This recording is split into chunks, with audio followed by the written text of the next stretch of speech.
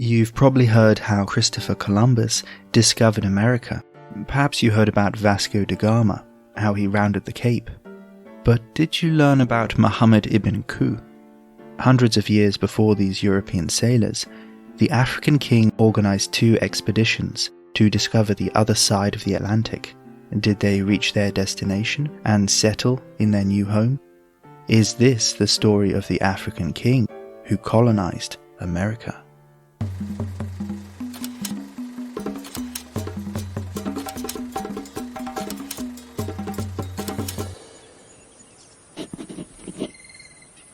The year is 1324, and the great city of Cairo is ruled by the Mamluk sultans. The city is buzzing with news of a fabulously rich king from West Africa who is traveling on Hajj to Mecca. From a high window in the sultan's palace, Mansa Musa, king of Mali, looks down on the bustling streets. Sitting across from him is the Sultan of Egypt. Sultan an-Nasir is fascinated by his exotic visitor. After hours of discussion, he asks him, "How did you, O Mansa Musa, become king?" The Malian leader is silent for a while, and then he begins to tell a strange and wonderful story. We belong to a house which hands on the kingship by inheritance. The king who was my predecessor did not believe that it was impossible to discover the furthest limit of the Atlantic Ocean and wished vehemently to do so. So he equipped 2,000 ships filled with men and the same number equipped with gold, water, and provisions enough to last them for years, and said to the man deputed to lead them, "Do not return until you reach the end of the ocean, or your provisions and water gives out." They departed, and a long time passed before anyone came back. Then one ship returned, and we asked the captain what news they brought. He said, "Yes, O king, we traveled for a long time until they appeared in the open sea, a kind of river with a powerful current. The other ships went on ahead, but when they reached that place, they did not return, and no more was seen of them. As for me, I turned around at once and did not enter the river." But the king disbelieved him. Then that king got ready 2,000 ships, 1,000 for himself and the men whom he took with him, and 1,000 for water and provisions. He left me to deputize for him and embarked on the Atlantic Ocean with his men. That was the last time we saw of him and all those who were with him. And so I became king in my own right. When Mansa Musa left Cairo, the people of the city remembered him for his gold. But Sultan an-Nasir did not forget his strange visitor's words. The Egyptian sultan's mother was from Mongolia, and he knew the world was a big place. Perhaps he idly wondered what lay on the other side of the great western seas. Years later, he told the tale to the writer Al-Umari. This is how the record of Africa's Atlantic explorers was preserved. But what evidence is there that Africans crossed the Atlantic before Europeans like Columbus? Even if the story is true, nothing more was heard of the explorer king. To try and understand what happened, we need to understand the mighty Malian Empire. In 1300, Mali was the largest empire yet seen in Africa. To the north and east, trading caravans crossed the Sahara, linking it to the wider Islamic world. Merchants used the moon and stars to navigate the desert. Within Mali, the city of Timbuktu was quickly becoming a center of Arabic scholarship and learning.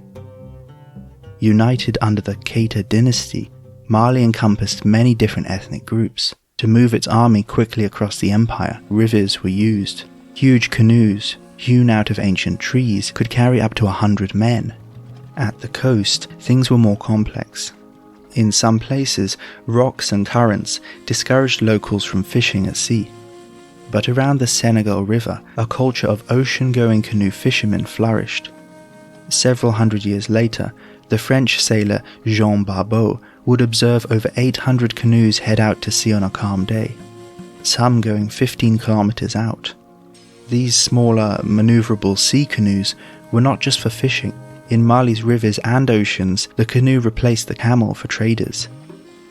Canoes headed down the West African coast to trade gold and food.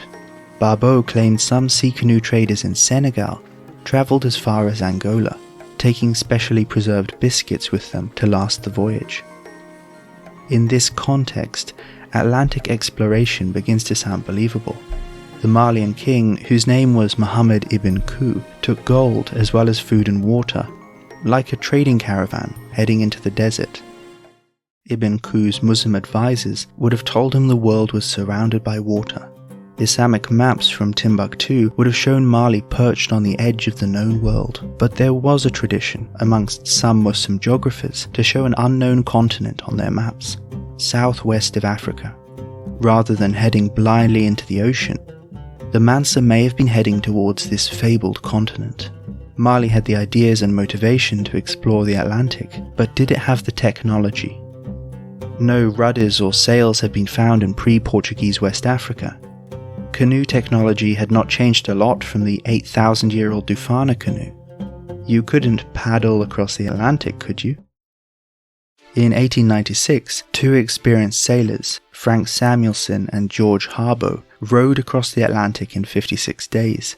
In 1966, two boats tried to repeat the feat. One was lost at sea, another took 96 days to arrive. It would be difficult and dangerous to cross the Atlantic in a canoe, but not impossible. From West Africa, you would want to take the Canary Current, which would push you towards South America. When the story speaks of a kind of river, this sounds like the discovery of the Canary Current. Like the desert caravans, the Malians may have tried to navigate at sea by using the moon and stars. The possibility that Africans were crossing the Atlantic in canoes influenced Christopher Columbus's third voyage. The King of Portugal told Columbus to travel south down the African coast before heading west to investigate canoes which set out from the coast of Guinea and sailed to the west with merchandise. Taking this new route, Columbus became one of the first Europeans to set foot on the South American mainland. Long after the Malian king had disappeared into the ocean, rumors of similar journeys guided European explorers. In fact, Columbus was convinced he was not the first to make the Atlantic crossing. He claimed to see mosques in the New World. Words used by local Caribbean people seemed like those from West Africa. The presence of gold reminded Europeans of Mali. Sadly, no conclusive archaeological evidence exists for an African settlement in the Americas. Columbus's observations have been interpreted as culture shock, but perhaps some of those 2,000 sea canoes did survive and settled in the new land. Maybe they gradually integrated with local populations and the evidence has been lost. Or perhaps, like so many maritime explorers, their goal and ambitions lie at the bottom of the sea. What the voyages of Muhammad ibn Ku do show is that long before European slave traders and explorers arrived, Africans had their own relationship with the mighty Atlantic Ocean. If you enjoyed this content and would like more, please subscribe to The Africa Review on YouTube.